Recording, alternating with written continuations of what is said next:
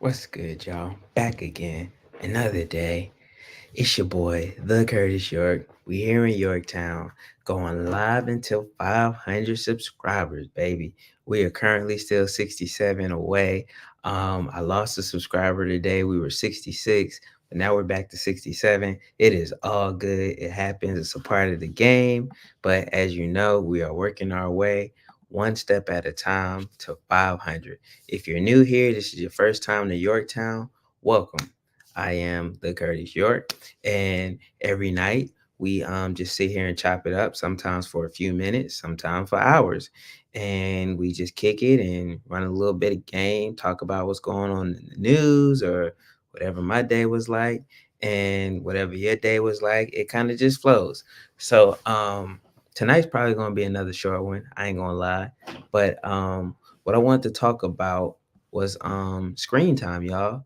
And the reason I wanted to talk about screen time was because a couple nights ago I was looking at my son, my 8-year-old Coy, and I was just wondering, like, man, does he spend too much time on his phone? And I just went down this rabbit hole of looking up screen time and what the results are and XYZ and blah blah blah.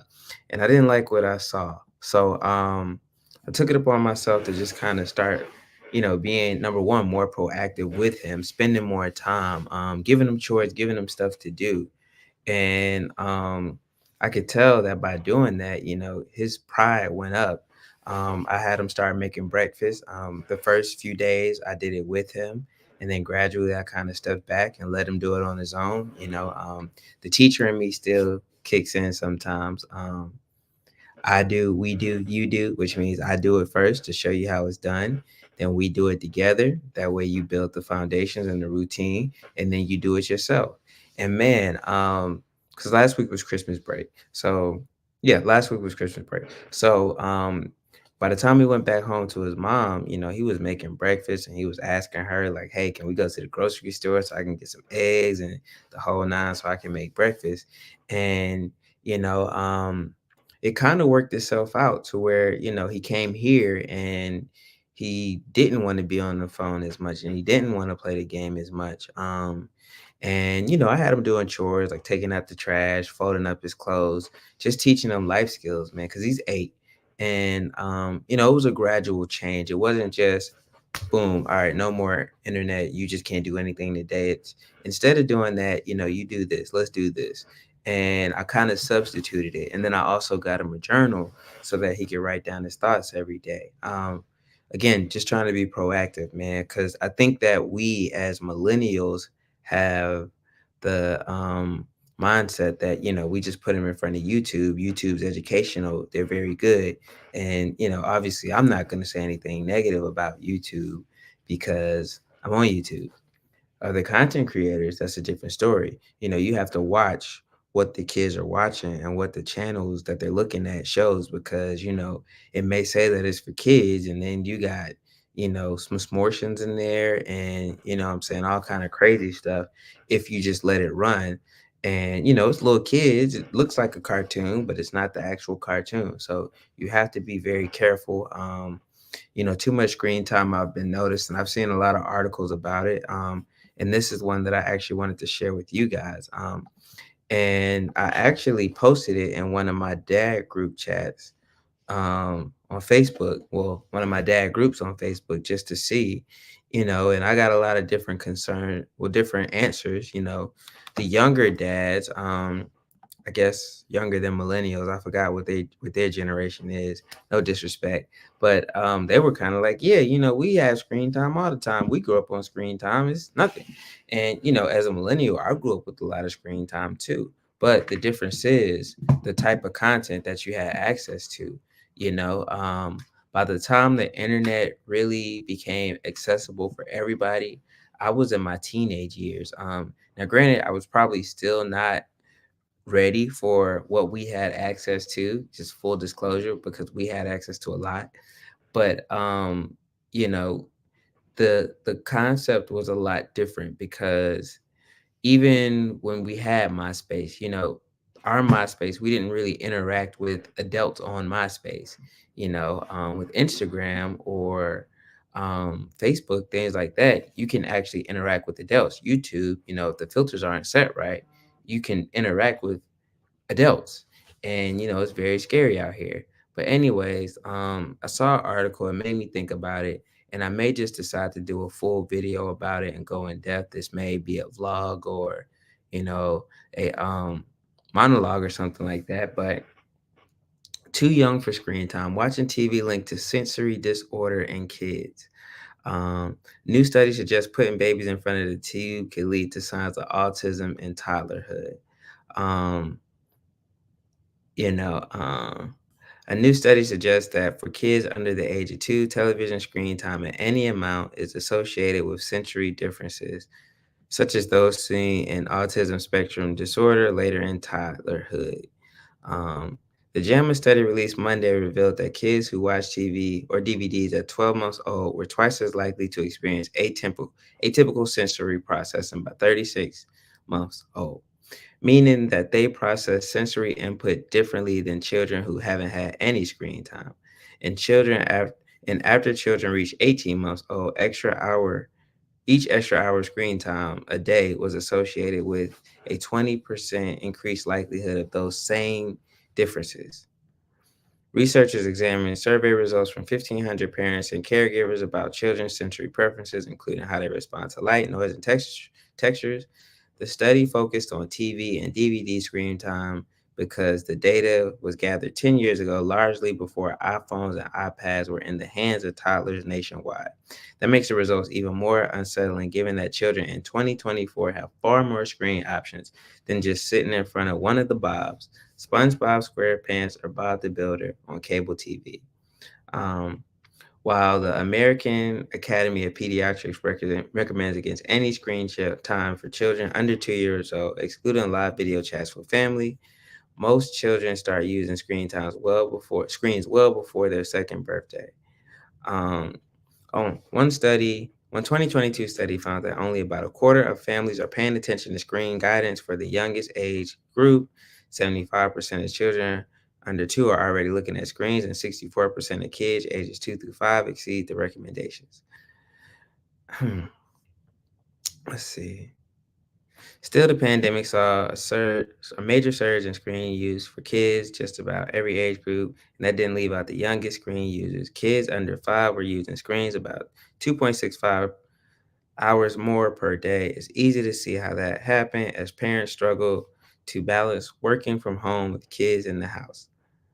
But now, this new research suggests that it may be time to reevaluate screen usage, especially when it comes to babies. So, yeah, that's the thing. A lot of us kind of depend on the screen in order to, you know, pacify our children. We'll put on YouTube and Gracie's Corner and all of those things, and we'll, let them watch it so we can do other things like work or take care of the house.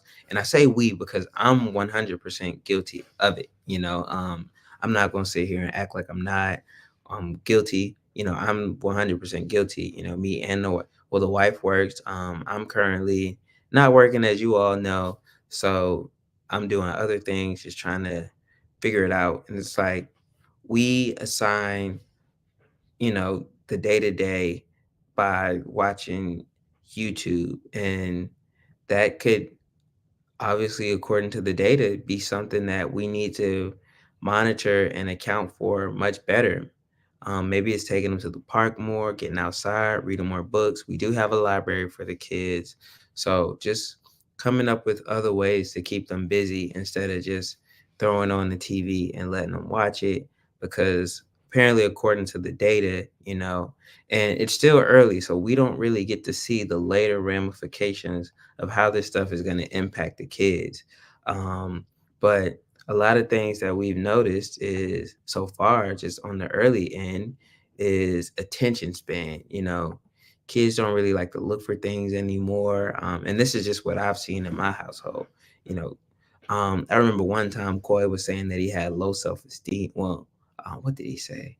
That he was depressed. I'm like, well, what you know about depression? And I definitely attribute that to just watching YouTube. So I've been a lot more hands-on about giving access to the screens and even the video game because he has a phone, he has a PlayStation 5, and all kinds of other things. And mind you, he lives in separate households, so there's only limited things I can do as far as what happens when he goes to the other house. But when he's here, it's productivity, making up his bed, just cutting out the need to have the urge to want to pacify the boredom with screen time. And then that's another thing, children are losing boredom. And a lot of us think that boredom is a bad thing, but boredom leads to creativity, boredom leads to innovation, boredom forces you to think, and boredom teaches you discipline. When you want to study and you get bored, you have to fight through that boredom in order to get to the next level. So, this is, I don't know if you remember a couple of days ago, I was telling y'all,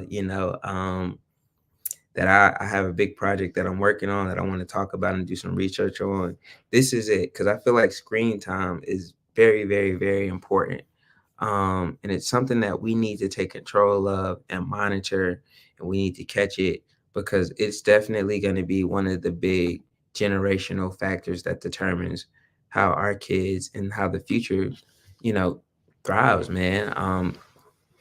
I've seen that suicide is rising due to too much screen time, comparison, lack of empathy, just unrealistic expectations of the world.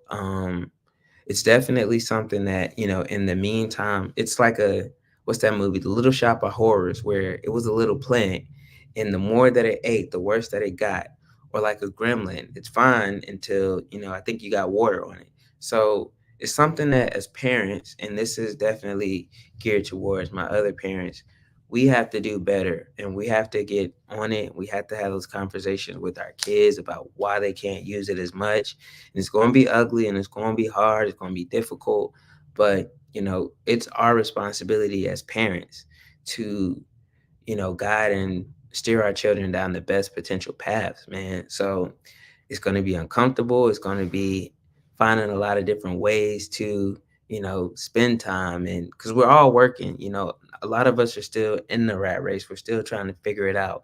We don't have that 500,000 to $1 million to where we can kind of breathe a little bit. It's, we got to grind. We got to get it. But at the same time, we have to make sure that we're doing right by our children because they didn't ask to be here and they didn't ask to be put on the shelf and, ignored while we're texting on our phones and watching TikTok videos or whatever we're doing. They didn't ask for that. They deserve our attention. So we have to be present and we have to do better. I'm going to land the plane here because, this is something that I think is going to deserve a lot more attention and time, but I just wanted to plant the seed. So I'll holla at y'all later.